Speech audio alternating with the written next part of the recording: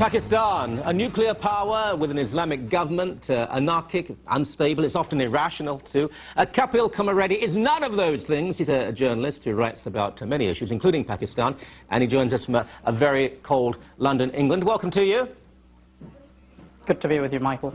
Now, we've always assumed that Pakistan, at least intelligence agencies within Pakistan, are supporting the Taliban. That now seems to be beyond dispute.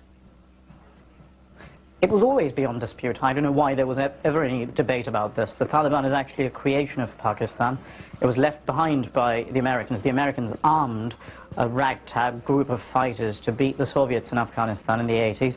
And then when they left, Pakistan, rather than dismantling them, used them to colonize Afghanistan. So I don't know where this debate actually emanates from, but the Taliban is really a creation of Pakistan's ISI.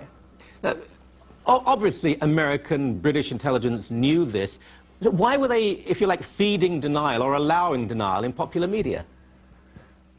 It's because they needed Pakistan's cooperation to get to these people, because Pakistan really had the Rolodex. It had all the contacts of who the Taliban's top leadership is, and they needed to, in order to get to the Taliban, they needed Pakistan's cooperation. But Pakistan really played a double game. In a way, America was aligning itself with a power that was simultaneously a guardian and a sponsor of the Taliban. In a way, America was sponsoring the slaughter of its own citizens, of its own troops in Afghanistan.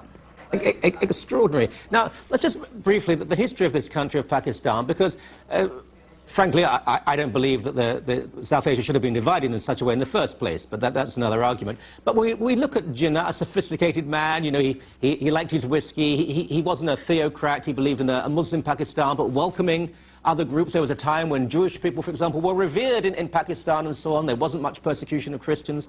It's all changed now. Is this a viable state? Can it exist in the long term? It will exist because its failure will cost us so much that people will have to work to ensure that it exists. And you talk about Pakistan's history. Pakistan was, as you obviously know, it was created in 1947 as a homeland for India's Muslims on the premise that in Pakistan no Muslim would be killed for being a Muslim. But it's now ended up as a state where Muslims are not killed, where Muslims are killed for not being good Muslims. Yeah. So there can't be a more terrible place for a Muslim to be in than Pakistan. It's extraordinary, isn't it? I mean, and you're quite right, it's the epicenter of honor killings, for example. Even Muslims who... Yes, So go on. Yeah, if you're a Muslim, or if you happen not to belong to the majority Sunni community, you really are a non-entity in Pakistan. If you happen to be an Ahmadi, you are constitutionally barred from calling yourself a Muslim. And in order to get a passport in Pakistan, not only must you affirm your faith in Islam, you must actually denounce the Ahmadis as non-Muslim heretics. Quite incredible, quite incredible. Now, the juxtaposition with India, of course, is all the more poignant because India is one of the great economic success story of the past 20 years since it embraced the market. Pakistanis aren't fools. Surely that they can see this. They can see the Western world expanding. They must wonder why, even with nuclear weapons, they're this pariah, this failure. In fact, it's the opposite. The more India grows, the more India attains the superstardom, Pakistan's resentments grow with it. And its relevance, it is relevant so long as it attaches itself to India as a parasite. The moment it leaves India behind, no one cares about Pakistan. Is there a single thing that Pakistan produces that we are in awe of?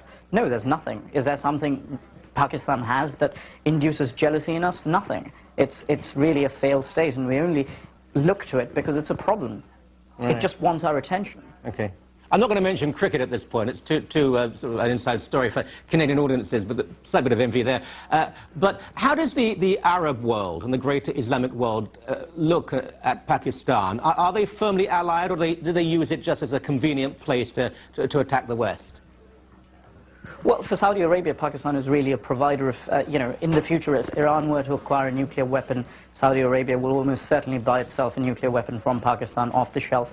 And Pakistan tried in the past to sell nuclear technology to countries ranging from Syria to Iraq and to Libya.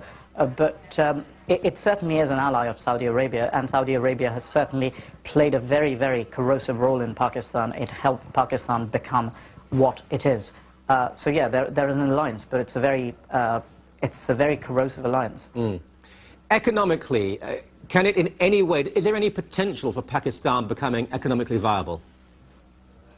Yes, in fact, Pakistan has fewer regulations than India. And I wrote an article about this some years ago. Pakistan, if there wasn't a security problem, Pakistan could actually be the Singapore of South Asia rather than descending into becoming the Somalia of South Asia. It really has a group of entrepreneurs. It has an entrepreneurial class. It has a middle class that's very sophisticated, that's very fluent in English, that, you know, educated in Western universities, eager to do business, eager to get out of this crisis, but it's really being held back by its armed forces and its governing elite. Mm-hmm.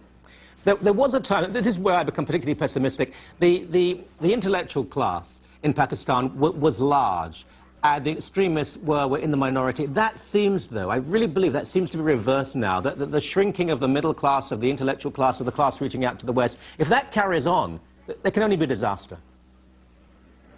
Well, the intellectual class of Pakistan, rather than opposing what was happening at home, chose to take up very convenient causes, such as, you know, talking against Zionism in Israel. It became very internationalist, talking about racism in America, rather than looking at Pakistan's own destruction at the hands of its governing elite. So the intellectual class really seceded from its duty in Pakistan. There is a lively press in Pakistan, there is a lively class of intellectuals in Pakistan, but I don't think they can ever redeem the idea of Pakistan as imagined by its founding father. Yeah, I tend to agree with you. Fascinating stuff. Thank you so much. Really appreciate it. Thank you so much, Michael. Good to be here.